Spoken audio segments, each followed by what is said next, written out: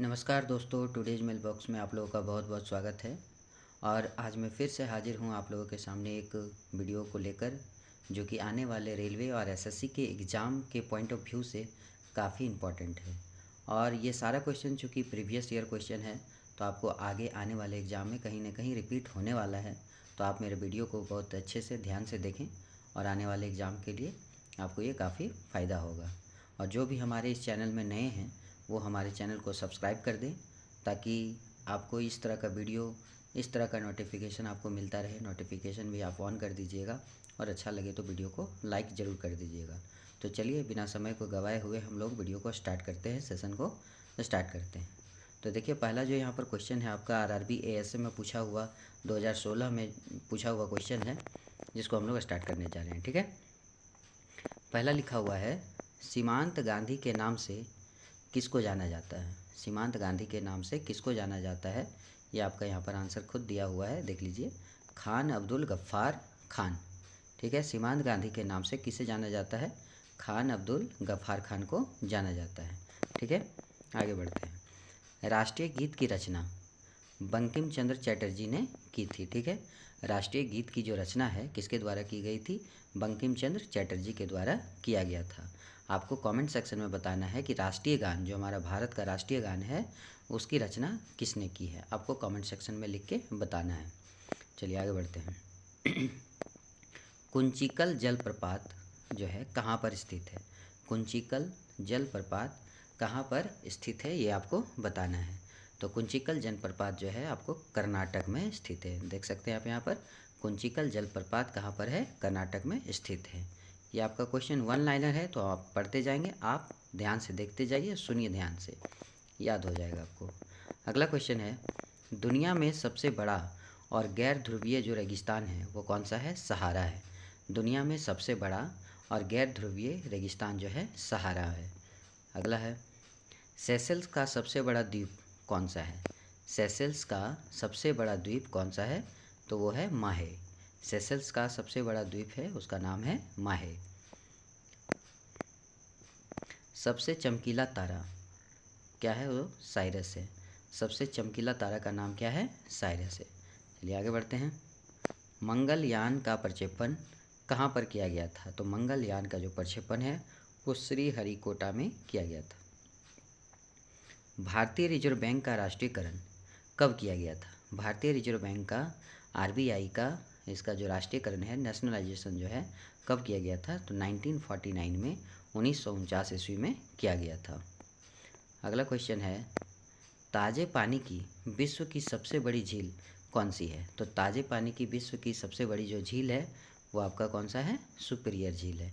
ताज़े पानी की विश्व की सबसे बड़ी जो झील है वो कौन सी है, सुपीरियर झील है। आपको कमेंट सेक्शन में बताना है कि भारत में ताज़े पानी का या मीठे पानी का सबसे बड़ा झील कौन सा है। भारत में ताज़े पानी का सबसे बड़ा झील कौन सा है, ये आपको कमेंट सेक्शन में बताना है। अगला क्वेश्चन है, ग्रेफाइट का उदाहरण है, यानी कि ग्रेफाइट जो है एक किसका उदाहरण है, ये आपको बताना है। ग्रेफाइट किसका उदाहरण है, ये आपको बताना है। तो ये आंसर में क्या दिया हुआ है, आग्नेय सेल का। ग्रेफाइट किसका है, आग्नेय सेल का एक उदाहरण है। ठीक है, आगे बढ़ते हैं। दीन ए इलाही की स्थापना जो है किसके द्वारा की गई थी।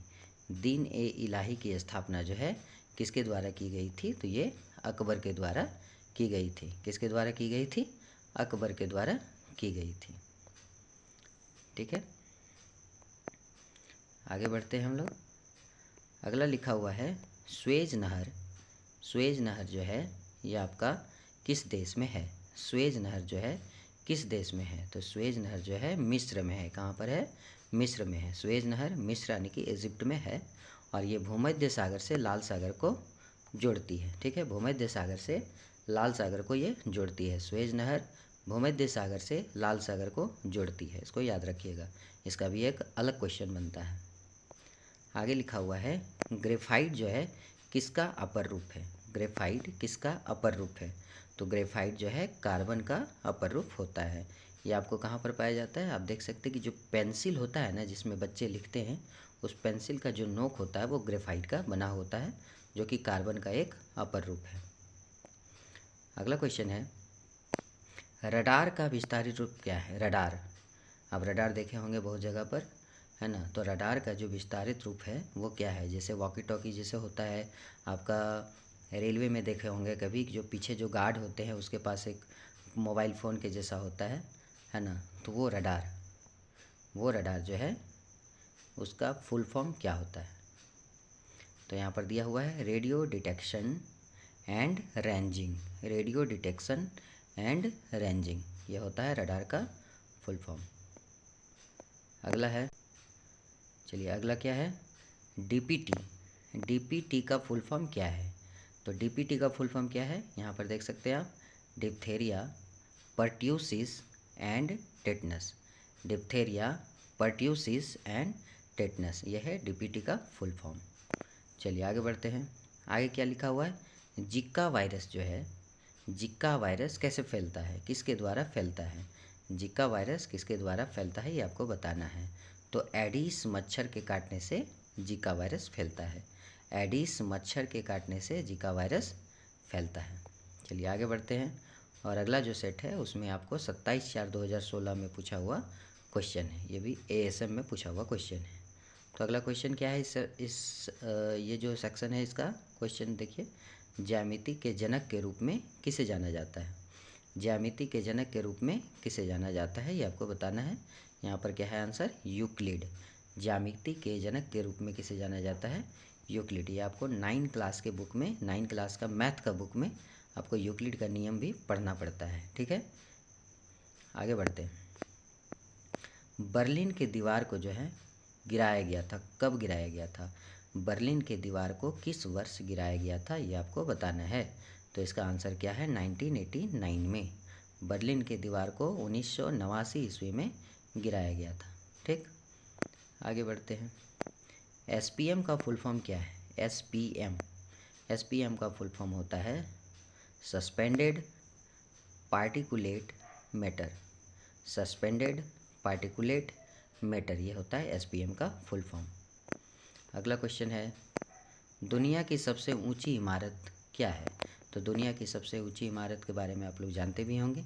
इसके बारे में आपको इसलिए पता होगा क्योंकि इससे रिलेटेड एक सॉन्ग भी निकल चुकी है, ठीक है। बुर्ज खलीफा के नाम पर एक सॉन्ग भी निकला हुआ है, इसलिए आपको ये बहुत अच्छे तरीके से याद भी होगा। अगला क्वेश्चन है, राष्ट्रपति को शपथ भारत के किसके द्वारा दिलाया जाता है? राष्ट्रपति को जो है शपथ ग्रहण किन के द्वारा दिलाया जाता है? भारत के किस व्यक्ति के द्वारा दिलाया जाता है? तो राष्ट्रपति को जो शपथ ग्रहण दिलाया जाता है वो मुख्य न्यायाधीश के द्वारा दिलाया जाता है। राष्ट्रपति को शपथ ग्रहण किसके द्वारा दिलाया जाता है? तो मुख्य न्यायाधीश, भारत के मुख्य न्यायाधीश के द्वारा दिलाया जाता है। अगला है, कामरूप जो है किस राज्य में है? कामरूप किस राज्य में है ये आपको बताना है। कामरूप जो है किस राज्य में है? तो ये आपका असम राज्य में, ठीक है। कामरूप कहाँ पर है? असम राज्य पे है। अगला क्वेश्चन में बढ़ते हैं। भारत के मुख्य न्यायाधीश की सेवानिवृत्ति जो है इसका उम्र क्या है? यानी कि भारत के जो मुख्य न्यायाधीश है उसका रिटायरमेंट कब होती है ये आपको बताना है। तो भारत के मुख्य न्यायाधीश की जो रिटायरमेंट है वो आपका 65 वर्ष की आयु में होती है। 65 ईयर्स के वर्ष में वो जो है रिटायरमेंट लेते हैं, ठीक है। अगला है, बेकिंग सोडा का रासायनिक नाम क्या है? बेकिंग सोडा का रासायनिक नाम क्या है ये आपको बताना है। तो इसका रासायनिक नाम क्या है? Sodium bicarbonate. Sodium bicarbonate baking soda का रासायनिक नाम है। अगला क्वेश्चन है, चंद्रशेखर सीमा को लागू किया जाता है, कहाँ पर लागू किया जाता है? चंद्रशेखर सीमा को द्रव्यमान पर लागू किया जाता है। कहाँ पर लागू किया जाता है? द्रव्यमान पर लागू किया जाता है। अगला क्वेश्चन, विश्व तंबाकू दिवस कब मनाया जाता है? तो विश्व तंबाकू दिवस 31 मई को मनाया जाता है, ठीक है।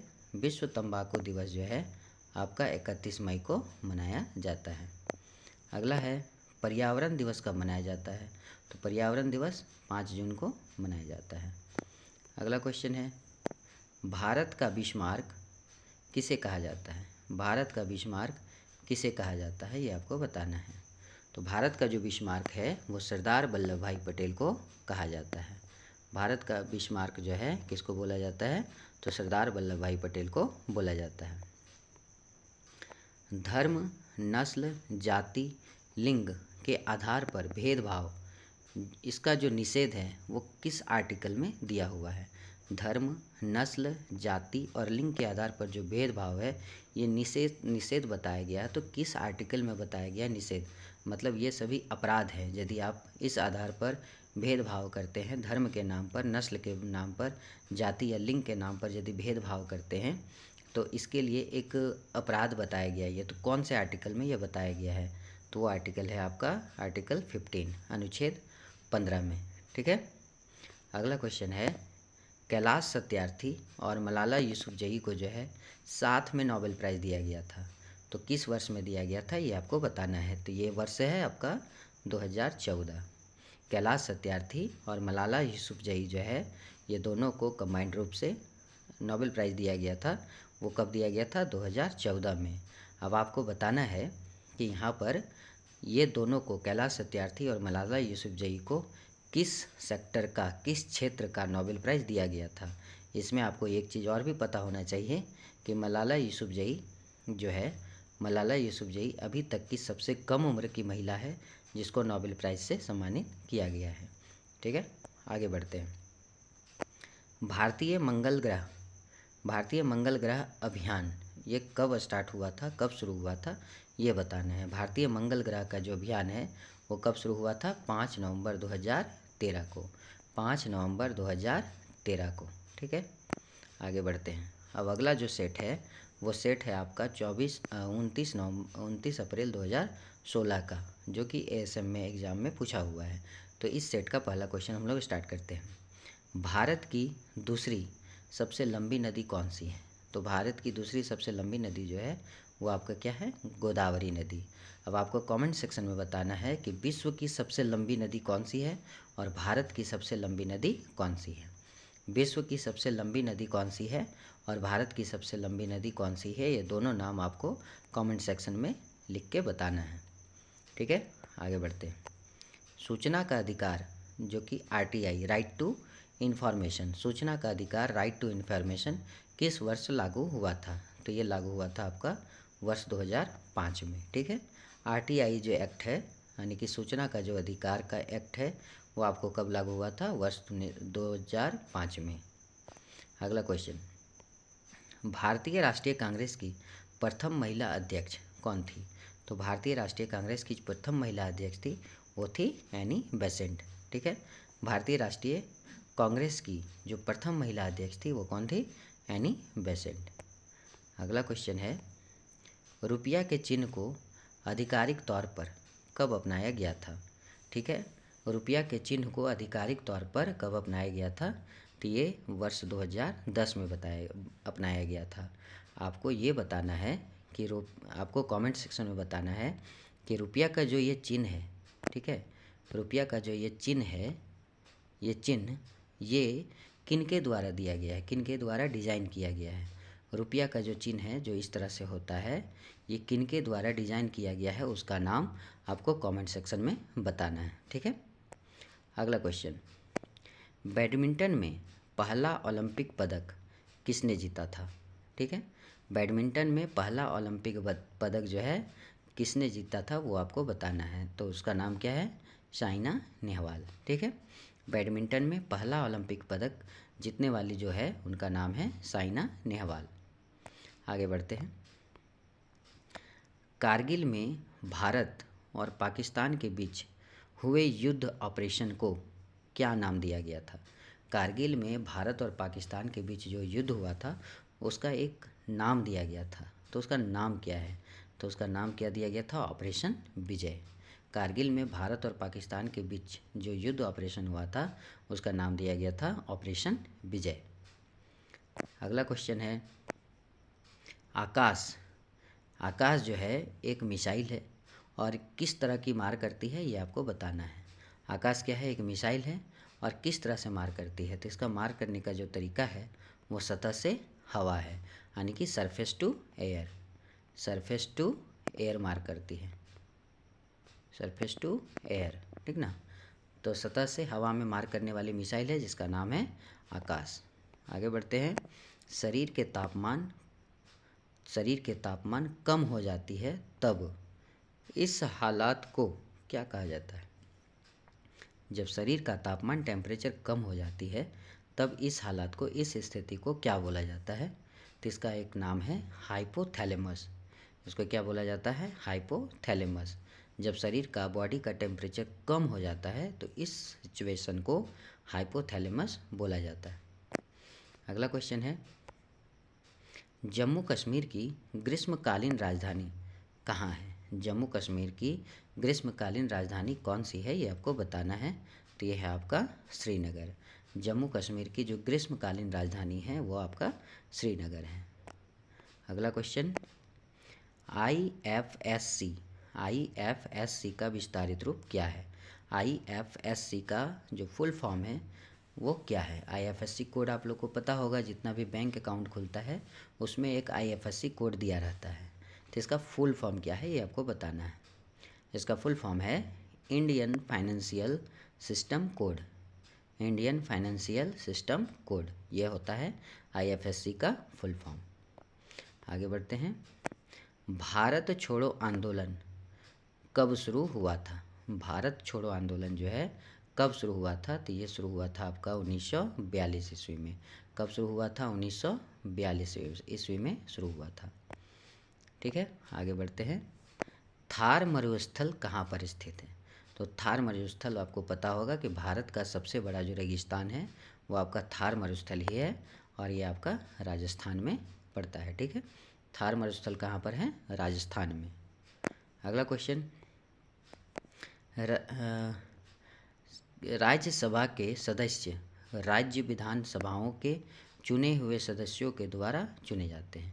यानी कि जो राज्यसभा के सदस्य हैं वो राज्य विधानसभाओं के जितने भी चुने हुए सदस्य हैं उसके द्वारा चुना जाता है। मैंने राज्यसभा को चुनने का जो तरीका है वो इस क्वेश्चन में बताया गया है। ठीक है, कि राज्यसभा के जितने भी सदस्य चुने जाते हैं वो राज्य विधानसभा का जितना भी चुना हुआ मेंबर है उसके द्वारा चुना जाता है। चलिए अगला सेट हम लोग पढ़ने वाले हैं। अगला सेट है आपका 29/4/2016 का और इसका पहला क्वेश्चन है आपका, कैंसर के अध्ययन को क्या कहा जाता है? कैंसर के अध्ययन को क्या कहा जाता है ये आपको बताना है। तो इसके अध्ययन को बोला जाता है कर्क रोग विज्ञान। ठीक है, कर्क रोग विज्ञान बोला जाता है। अगला है, सुशासन दिवस कब मनाया जाता है? तो सुशासन दिवस जो है आपका 25 दिसंबर को मनाया जाता है, जिसको इंग्लिश में बोलते हैं गुड गवर्नेंस डे। अब आपको कमेंट सेक्शन में बताना है कि 25 दिसंबर को हमारे भारत के किन 2 व्यक्तियों का बर्थडे मनाया जाता है 25 दिसंबर को। भारत के किन 2 फेमस व्यक्तियों का बर्थ डेट आपको 25 दिसंबर को है, ये आपको कमेंट सेक्शन में बताना है। ठीक है, अगला क्वेश्चन, यूएनओ का मुख्यालय कहाँ है? तो यूएनओ का मुख्यालय कहाँ पर है? न्यूयॉर्क में। यूएनओ का मुख्यालय कहाँ है? न्यूयॉर्क में। अगला क्वेश्चन, दाब जो है किस पर निर्भर करता है? प्रेशर जो है किस पर निर्भर करता है? तो ये आपका बल और क्षेत्रफल पर निर्भर करता है। दाब किस पे निर्भर करता है? बल और क्षेत्रफल पर निर्भर करता है। अगला क्वेश्चन है, सामान्य नेत्र की जो दृष्टि होती है वो कितनी होती है? सामान्य नेत्र की जो दृष्टि की दूरी होती है, मतलब सामान्य आँख जो है हमारा कितनी दूरी तक स्पष्ट देख सकता है, ये आपको बताना है। तो ये है आपका 6 मीटर की दूरी तक। ठीक है, सामान्य नेत्र की जो दृष्टि की दूरी होती है वो 6 मीटर की होती है। अगला है, भारत में पश्चिमी शिक्षा की शुरुआत किसने करवाई? भारत में पश्चिमी शिक्षा की जो शुरुआत है किसके द्वारा करवाई गई थी, ये आपको बताना है। तो उनका नाम है राजा राम मोहन रॉय के द्वारा। राजा राम मोहन रॉय के द्वारा शुरुआत किया गया था। ठीक है, भारत में पश्चिमी शिक्षा की शुरुआत राजा राम मोहन रॉय के द्वारा किया गया था। अगला है, नेशनल स्पेस सोसाइटी का मुख्यालय। नेशनल स्पेस सोसाइटी का मुख्यालय कहाँ पर है? तो ये है आपका वाशिंगटन डीसी में। नेशनल स्पेस सोसाइटी का मुख्यालय कहाँ पर है? आपका वाशिंगटन डीसी में है। नेक्स्ट क्वेश्चन है BIOS। BIOS का फुल फॉर्म बताना है, और इसका फुल फॉर्म क्या होता है? Basic input output system. Basic input output system. आगे बढ़ते हैं। 1972 का शिमला समझौता जो है किनके बीच हुआ था, ये बताना है। 1972 में जो शिमला समझौता हुआ था वो किनके बीच में हुआ था? तो इंदिरा गांधी और जुल्फ़िकार अली भुट्टो।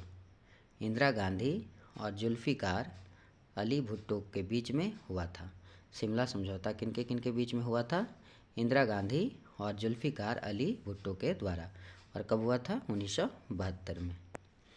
अगला क्वेश्चन, मूल रूप से ओडिशा राज्य से संबंधित है। तो क्या ओडिशा राज्य से संबंधित है? तो यहाँ तो ऑप्शन है नहीं जो हम लोग ऑप्शन देखेंगे, तो यहाँ डायरेक्ट हम लोग पढ़ते हैं योगिनी पंथ। ठीक है, योगिनी पंथ जो है मूल रूप से ओडिशा राज्य से संबंधित है। यंग इंडिया साप्ताहिक पत्रिका, जो यंग इंडिया वीकली जो मैगजीन है, साप्ताहिक जो पत्रिका है, वो किनके द्वारा शुरू की गई थी? यंग इंडिया किनके द्वारा शुरू की गई थी? तो इसका आंसर है गांधी जी के द्वारा। ठीक है, गांधी जी के द्वारा। रसोई गैस में रिसाव होने पर किस चीज़ की गंध आती है? ठीक ना, रसोई गैस में रिसाव होने पर किस चीज़ की गंध आती है? ठीक है, तो वो क्या है आपका? Ethyl mercaptan gas. रसोई गैस में रिसाव होने पर एथिल मरकैप्टन गैस के द्वारा गंध आती है। ठीक है, अगला क्वेश्चन, चिकन पॉक्स के वायरस का नाम क्या है? चिकन पॉक्स के वायरस का नाम क्या है? तो उस वायरस का नाम है varicella zoster virus. Varicella zoster virus, ये जो है चिकन पॉक्स के वायरस का नाम है। अगला है, भारत में पहली बार कॉमनवेल्थ खेलों का जो आयोजन है वो कब हुआ था? भारत में पहली बार कॉमनवेल्थ खेलों का जो आयोजन है वो कब हुआ था? तो 2010 में हुआ था। ठीक है, भारत में पहली बार कॉमनवेल्थ जो गेम है उसका आयोजन वर्ष 2010 में हुआ था। आपको कमेंट सेक्शन में बताना है कि सबसे पहली बार भारत में 2010 में जो हुआ था वो कहाँ पर हुआ था, ये आपको बताना है। अगला क्वेश्चन है, 1 रुपये पर किसका हस्ताक्षर होता है? 1 रुपये का जो नोट होता है उसमें किसका हस्ताक्षर होता है? तो वित्त सचिव का। किनका होता है? वित्त सचिव का, फाइनेंस सेक्रेटरी का हस्ताक्षर होता है। तो ये आज का सेशन यहाँ पर समाप्त होता है दोस्तों। अब हमारे नेक्स्ट वीडियो के लिए आप वेट कीजिए, और तब तक इस वीडियो को पूरा अच्छे से आप देख लीजिए, और पिछले वीडियो में भी जितना हम अपलोड किया गया है उसको भी अच्छे से देख लीजिए, ताकि आपका सारा क्वेश्चन रिवीजन हो जाए। ठीक है दोस्तों, धन्यवाद।